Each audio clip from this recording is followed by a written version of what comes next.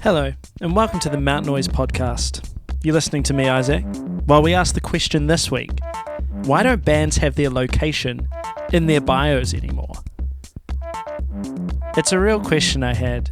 You may or may not have seen the short little video I recorded earlier in the week, but it's really kicked off for me a kind of rabbit hole. And that rabbit hole's quickly turned into a bit of a rant.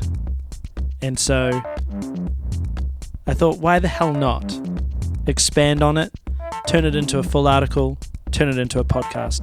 In this podcast, we're going to talk about artists, audiences, and algorithms.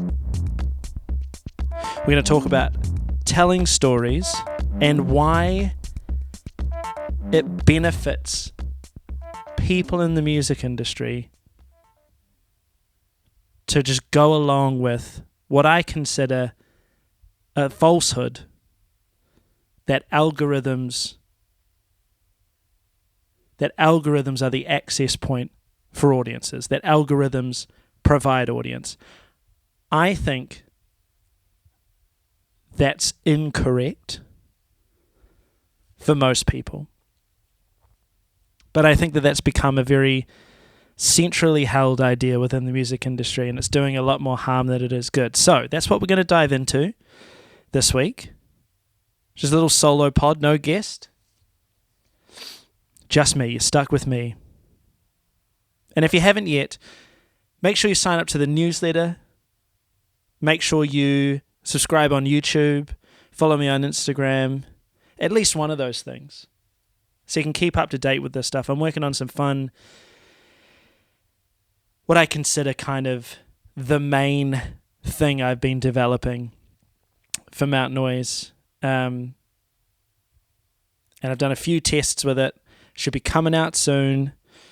Fingers crossed. I'll tell you more close to the time. But today, this podcast, why don't bands have their location in their bios anymore? If you read my last piece, it was a slightly tongue-in-cheek post about which city in New Zealand had the best music scene.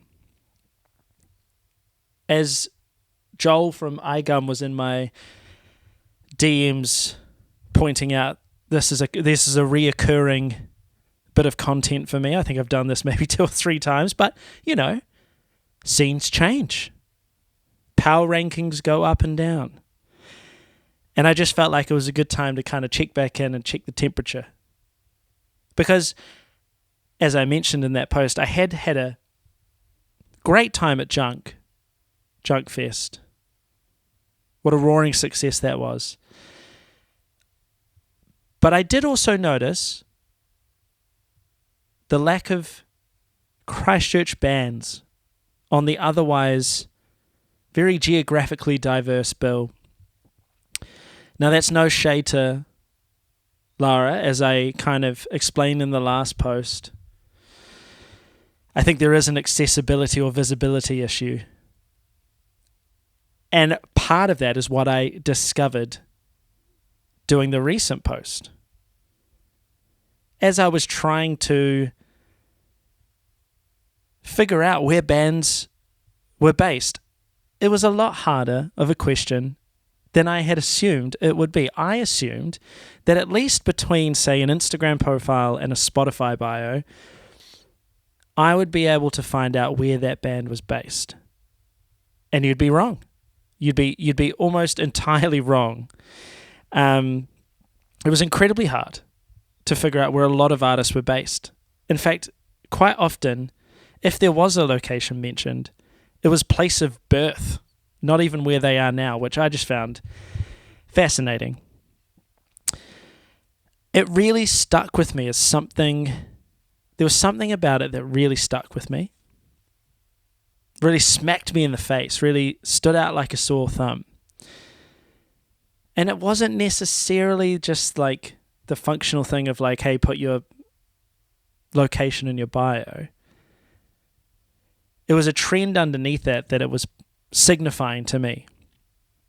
And what I can boil that trend down to in my idea is that artists are giving up on audience building and gambling on algorithms instead. So let's unpack that a little bit. By unpacking that, we're just going to start with this, what I think is a really core idea in the music industry in 2025, both implicitly and explicitly.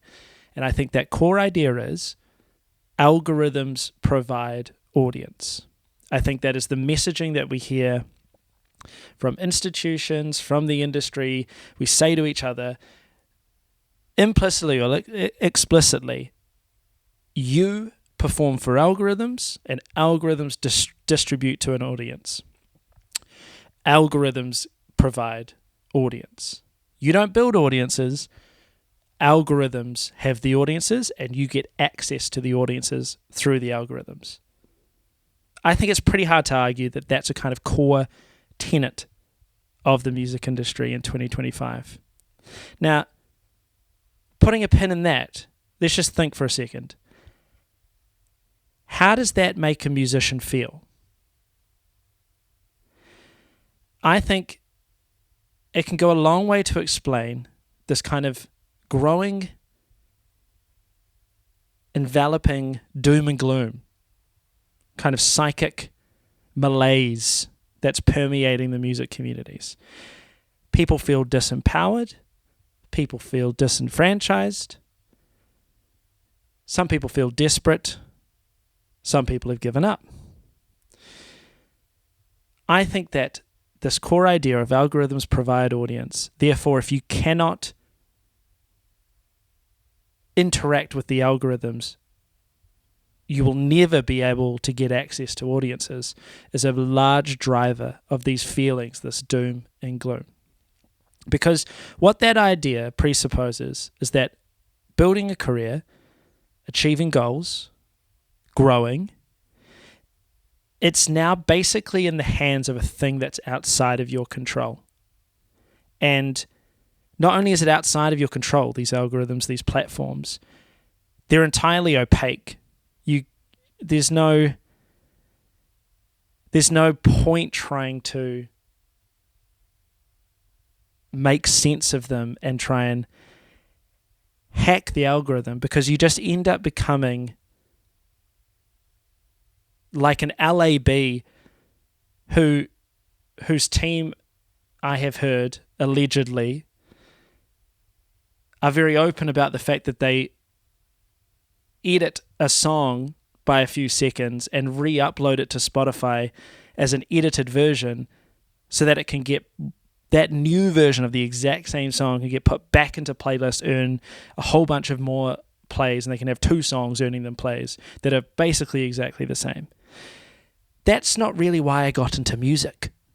I can't say. Haven't asked LAB if that's why they got into music or their team. I wouldn't want to assume whether it was or not. But for me, that's not the point of why I got into music. It's not why I think most people got into music. But that is what you feel like you have to do. And if you're not doing that, you're failing. If you're failing, why even try, right? It doesn't feel good to have to grind. Okay, I've got something to put out, time to grind myself into the content machine, try to please the algorithm. Goes, hey, let's spin the wheel. Maybe I'll get put in front of some people this time. Who knows? When you put it like that, I think this idea casts the musician into the role of a gambling addict, basically, that has to go to the slot machine of content every time they have a bit of art to present to see if they can win it big and get their music in front of people. Now, there's no such thing as a successful gambling addict. And this is true in music as well. Even those who win the spin find themselves not free of the system, but now stuck on the hamster wheel having to replicate that win, and they can never get off. They have to keep doing it. They have to keep hitting. They have to keep getting on those playlists. They have to keep, because it never ever ends.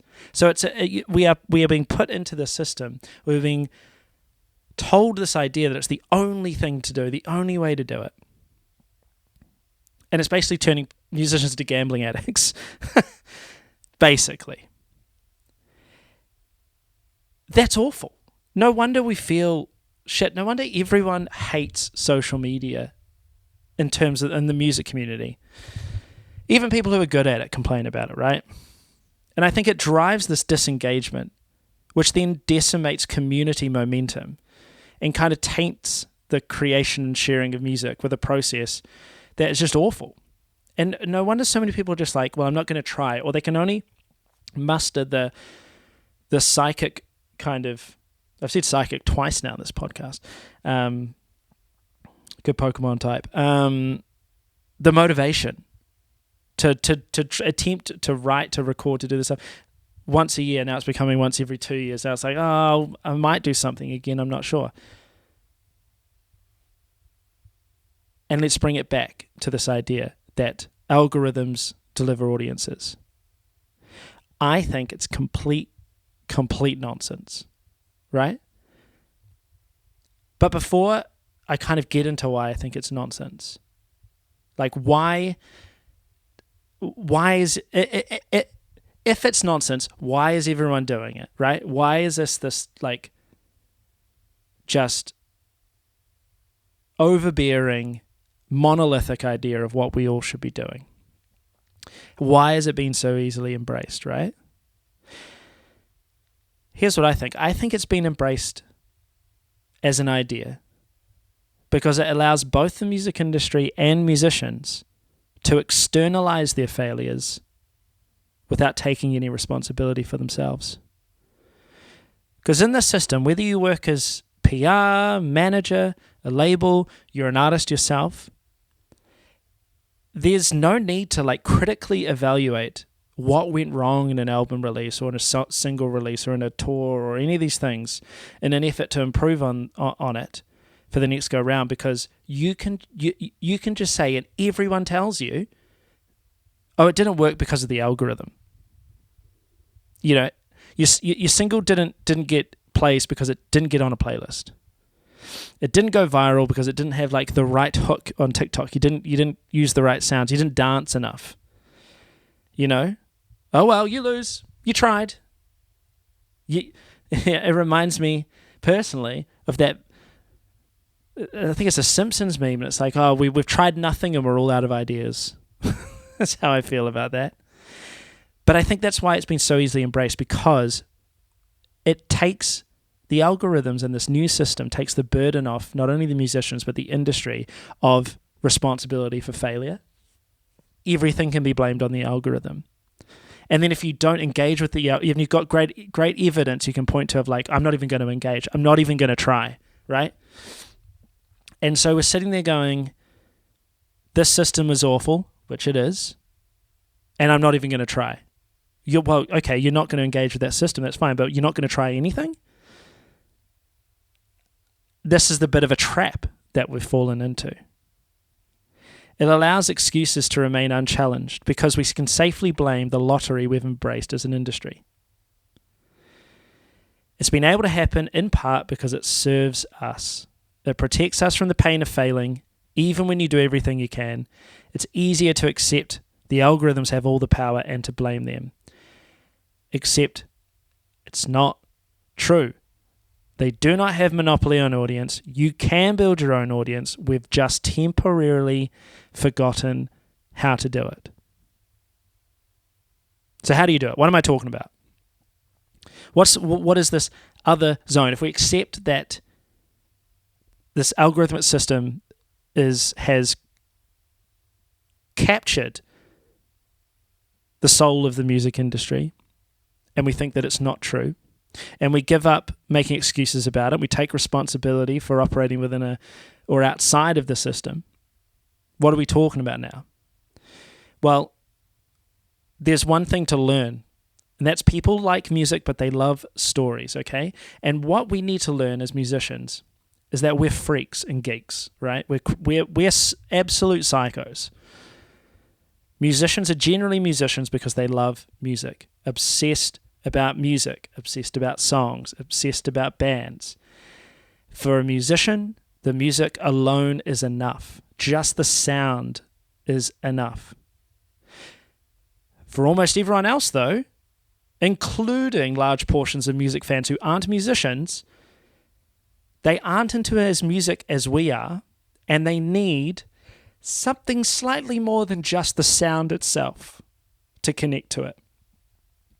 Speaking for myself, like, I'll turn up at the same time, on the same day of the week, at the same venue, stand in the same spot, drink the same beer, because each band I see is unique. It is sacred to me. I love it. I get into just the sound and them performing it. It's all I need. For most people, that kind of sounds like a job. That kind of sounds like work. The same time, the same day of the week, standing in the same spot, doing the same thing. That sounds like a job. They're not as obsessed with music as we are. They might like your band, but the rest of the experience is meaningless to them. They're regular people. They need something else other than music, right? And this misaligned dynamic between the musicians who create the art and the audience they're creating it for is a key mechanism to explain the lack of resistance to this toxic idea of algorithms build audience.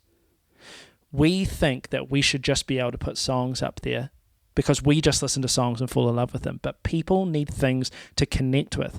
It's not even just about connecting to it. It's even different. They need something to remember you. They need something to remember you when they hear your song, right? Because algorithms put you in the shop window. It's like radio now. They're just putting you in algorithmically in front of people. Some people have shared it. Maybe it's on their, Discover Weekly playlist. They've gotten you a seat at the dinner table.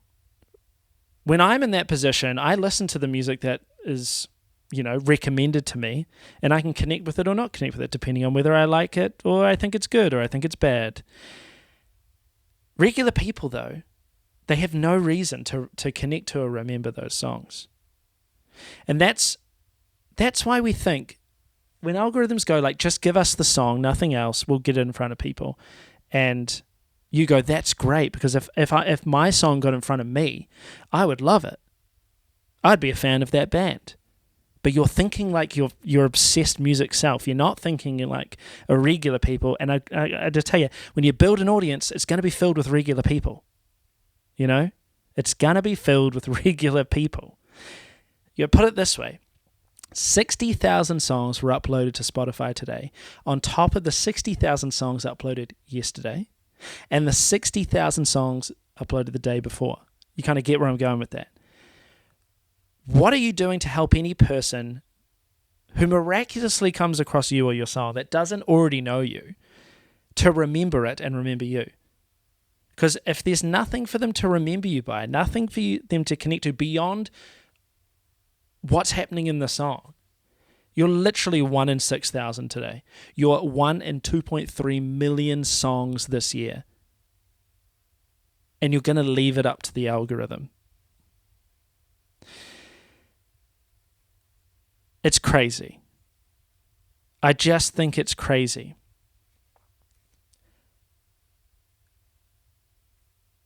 We've got to start telling stories, even in small ways.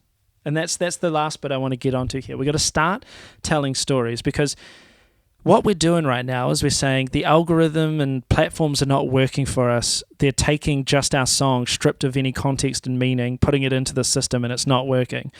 And I'll try something else. I'll take my song, stripped of meaning and context on it, and I'll put it on a different platform like Instagram, and it's still not working. And then so you start acting like an algorithm, except you're worse at it because you're not a multinational billion-dollar, arms funding streaming company.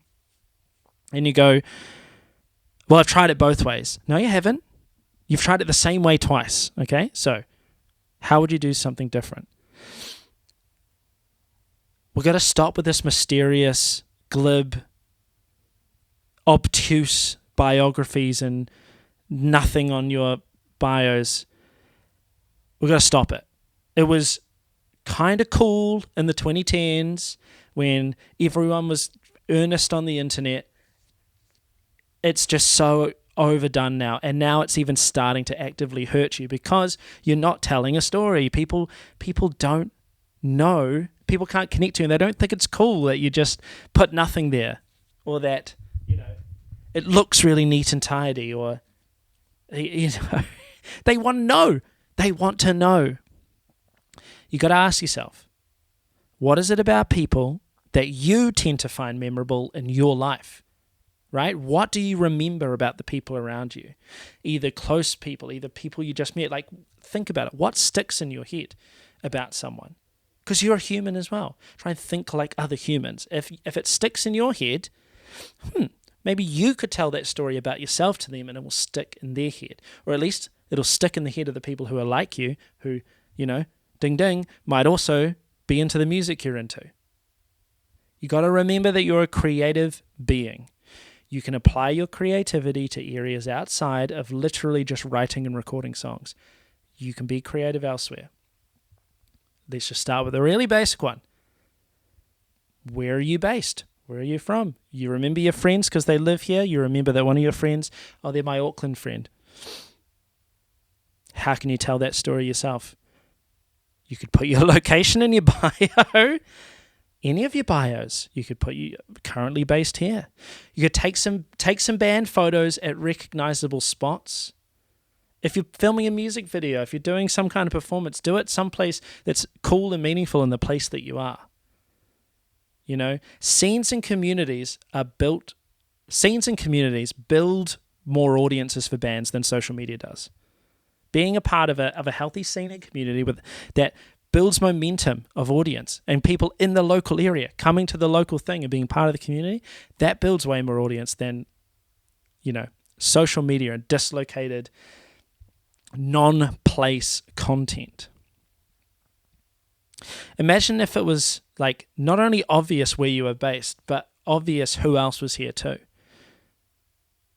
You could see, not only could people see you are operating here, you could see every other band that's operating in your city. You could maybe work together. You could maybe build audiences. We're struggling to build momentum because some of us don't even fucking know we're in the same city as one another. New bands, it's so hard to find new bands in the same city because they don't have their location in their bios. Anyway, there are currently 410,000 people in Christchurch right now. And I often give the advice, as silly as it sounds, that you'd probably be better off going door to door in a couple of neighborhoods with your music and trying to spread it that way than posting a link to your story or asking someone for a pre-save on a platform. And the reason is, you'd knock on their door, you'd see a real human, they'd see a real human in front of them, you'd talk about your music, they'd understand that you live in the area, they'd put a face to a name, they'd remember you, because who the fuck knocks on a door and says, hey, I'm making music, here it is. You're putting your music up on Spotify. You're not going to get paid for it when you're trying to build an audience, are you really? You're not counting on it anyway. Okay, well, if we're essentially rendering our early music as a kind of leverage to build audience, we're just giving it away, trying to get audience eyeballs for a career down the line, why not give it to your neighbor? And you know what's great about actually doing things in your local community and building an audience locally and not worrying about whether someone in another country, on another island, in another hemisphere knows who the fuck you are?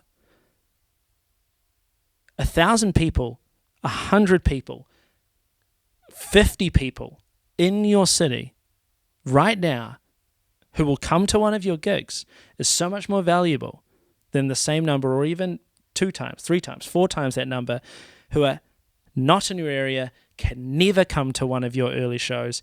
You can't earn money from them. They can't support you. You can't get that good feeling. What are you going to do? You're going to fly around and tour it and play to the 5 people you've reached in each of the 4 cities when you could just play here, save the money to 20. Early on, it just does not make sense. None of this makes sense when you really critically look at it. But it's hard. You're gonna end the podcast with an admission. All of this is really hard. It is so much easier to just tick the boxes on a social media platform, to have a half-hearted go at quote-unquote creating content for TikTok, for Instagram, for whatever, because that's what other people are doing, right? That's what other people are doing, assuming that they're doing it because they know it works. And that's not just some kind of big circle jerk hamster wheel where everyone's just doing what everyone else is doing and it's not working for anyone. And then it doesn't work and you feel like shit, but you just go, well, fuck the algorithm. That is easy. That is easy. Because it's not your fault then. It's the algorithm's fault. It is hard to take responsibility and to fail. I have failed many, many times. I will keep failing. What changed for me of taking responsibility for my attempts and then taking responsibility for my failures is that I started learning from them. I started being able to take the good bits and carrying on and leaving the bad bits behind, because all of it was under my control. So if some of it failed, it was a thing I could control and either get rid of or make better. But if I'm saying it's failing because of this thing over here and I have no control over Spotify, I have no control over Instagram, then I'm not learning. I can't grow. I won't change. And I don't have to worry about it. That's easy. So what are you going to do, there's a huge caveat here. If you are Benny, if you are Lord, if you are a world-class songwriter with the connections and the look and the age and all of these things, yeah, the shit's like built for you. Spotify, playlists, the industry, TikTok, Instagram, content, it's all short-form content. It's all made for you. If you do it right, you will do very well. I doubt any of you are listening to this podcast right now. If you're listening to this podcast, that probably is not you. You're probably extremely passionate about music, and you've probably, I would guess, taken as truths two things because they're really hurtful to not take on as truths. You've probably taken on the truth that, you can't have a career in music anyway. Right? And when you believe that, you go, I don't have to try. I'm not even going to try. And then two, that the algorithms are stopping you from having a career in music. And that's the same thing. So if you're still listening, thank you very much. That started with why don't bands have their location in their bios anymore? I think that's sad and bad. You should put your location in your bio. You should start telling stories. You should start connecting with people as yourself and not as what you think the algorithm wants, or dancing, or any of these things. Just try. It's really scary. It's really hard. You will fuck up. You'll do bad stuff. It will be bad. Some of it will be cringe, yes. But you'll finally be able to grow and learn. You'll have control back. You'll get some of your you'll get your power back. You'll be enfranchised. Re-enfranchised.